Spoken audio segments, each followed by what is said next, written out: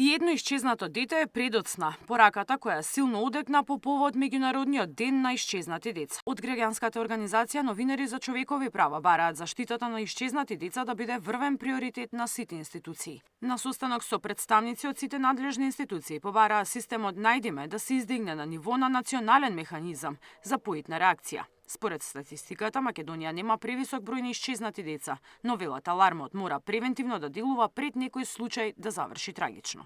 Институционалниот одговор е она што е најдобро за сите нас и дека на тој начин ќе превенираме, како што кажав, тоа исчезнување да има трагичен исход и брзината на пронаоѓање на децата ќе биде најголема, најефикасна.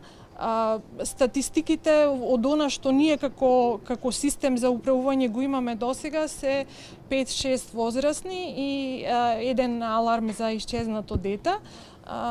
Еден од возрастните беше од